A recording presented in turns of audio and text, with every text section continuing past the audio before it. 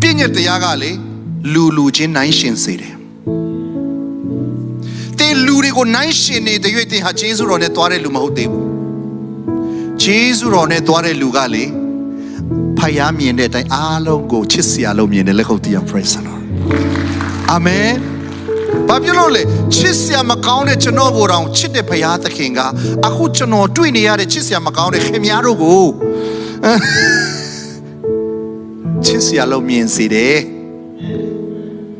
မပြောင်းလဲခင်တော့မျက်စိနဲ့ဆိုခင်များတို့နဲ့ကျွန်တော်တဲ့မှာမဟုတ်ဘူးသိကြတယ်ခင်များတို့ကျွန်တော်ကြည့်လို့မရအောင်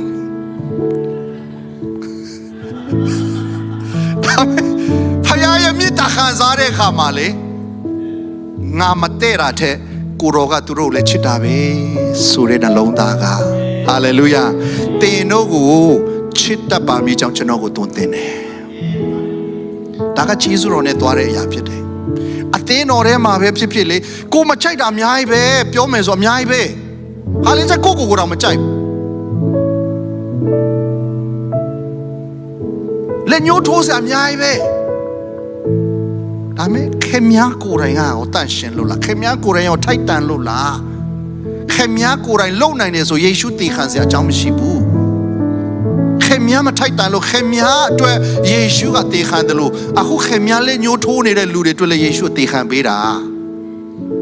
နားလည်နိုင်ဖို့ဘုရားရှင်ကောင်းချီးပေးပါစေ